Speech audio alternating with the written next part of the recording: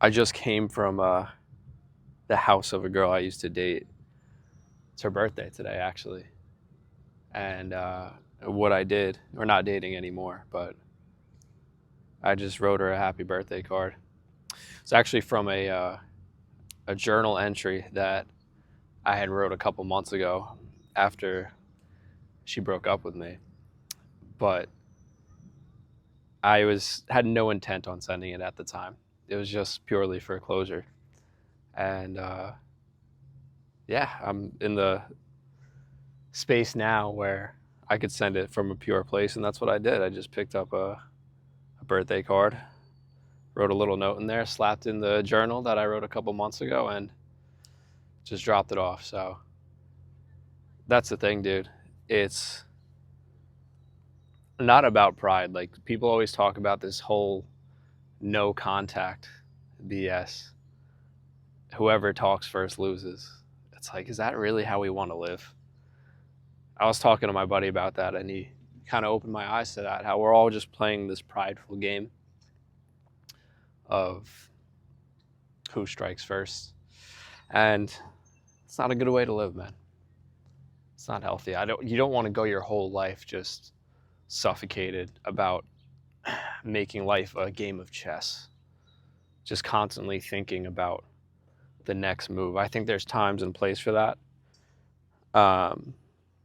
But love isn't one of those things, in my eyes at least.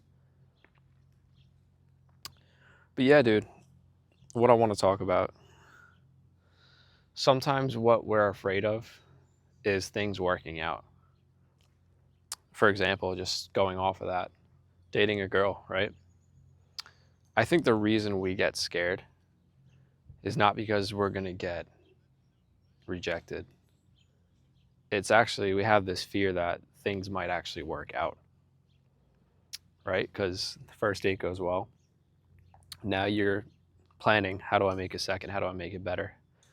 Second goes well. Now you're doing the third. And you're like, how do I not mess this up? And eventually the idea is that you just get comfortable enough with the person and you're not constantly having to worry. But I guess for me, one of the things was always, what if this becomes serious? What if I'm not ready for things to become serious? And I think that's what we're afraid of, is things actually working out. Something quickly turning into something that you never anticipated it to turn out to. And sometimes that's the beauty of life. But I think that could be applied to so many other things, right? Why do we get the nerves when we start a new job? For me, at least, it was never that I was afraid I was not going to do well, or I wouldn't like my boss or the company culture. I always trusted things would work out, and they always did. My deepest rooted fear was that I would actually do too well at the job and I'd be at that place for life. Like, that was always a fear of mine, going into a corporate career and thinking, dude, this is what I might do for the next 40 years of my life until I retire at 60, 65, whatever it might be. And I'm 27 now, so it's still young enough where if I were to jump into that, I have to think, is this where I'm going to be for life?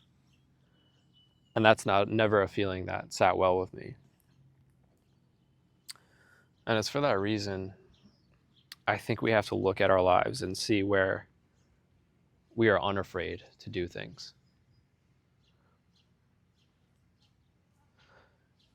I feel like even something as scary, I put scary in quotes, as starting a business, I think the worst case scenario when we start a business or even a channel or a brand, if we fail at that, what's the worst that could happen? You just start again, try again. And if you keep trying, you're not actually failing. That's the funny part about it. At worst, your close friends, your family sees that you tried something and it didn't work out. Like, big deal, dude. But what's the upside of that? Say it does work out. Now you're your own boss. You never have to ask for time off again. You're fully in control of your own income. And ideally, it pays you for life without you having to maintenance it too much. Having no one breathe down your back about what you have to do.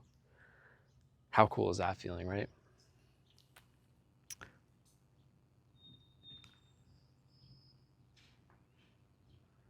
And that's the thing. We don't fear at succeeding in that scenario versus a corporate career. For me, I always had that deep rooted fear. If I do well here, I might be here for life. And that never sat right with me. Never, man. So now with this, I'm all in. Dude, I got no boss right now. Me and my buddy are going to Italy in September. I don't have to fucking ask anybody. All right. I don't have to worry about coming back and having to go back to the clattering of keyboards and the monotonous buzzing of phones, the constant complaints of people. And I look back and I'm grateful for those days because, dude, when I was in there, when I was in the trenches, I wasn't even aware of what that environment was doing to my inner frequency. I mentioned it before, the clacking of keyboards, the phones, dude. I went into the bank the other day, which is a place I used to work 2 jobs ago. And dude, all the people there are just miserable, either overweight or unhealthy. It's like the attitude they're giving back to people they're helping, because not because they're bad people, it's just they hate what they're doing. And on top of that, just like the freaking bubblegum music they play, that just, it's the same 5 songs every day that just hammer into your head. And you're not, when you're in there, 40 hours a week plus, you don't even realize what it's doing to you until you're removed from it. In my case, I've been out of the corporate world for 2 months. And the second I go back into a place like that, I am instantly suffocated by the atmosphere because my frequency is so used to being free now. Like out on the beach, my freaking bare feet in the sand like a damn hippie. That when I go back into that concrete corporateness, my body literally just rejects it. Like you get that RSL, that restless leg syndrome of just wanting to get the hell out of there. It's not good, man. Whereas now, dude, if I start this channel and it freaking goes nowhere, which I highly doubt will happen, but like big whoop, dude, I freaking tried at doing something that I've been delaying for years. Now I've gotten to the point where I have no excuse. I'm all in now, which is pretty cool. Now there's no excuse for me failing. And like I said before, technically you cannot fail if you keep going. I could keep doing this till I'm 60 years old, 65, 70. And I'll keep going until I'm dead. And technically I would have never failed. So that's a cool thing, guys. Just find ways to liberate yourself. I'm not saying quit your job, even though it's probably the best thing you could do. I would say if you have enough money saved, if you could calculate your expenses for a year and just freaking fly from the nest, dude, freaking do it. In the best state I've ever been, dude. Dude, I friggin' brush. I don't even use toothpaste anymore. I know this is so fucking random, but I use coconut oil and baking soda and like little peppermint oil.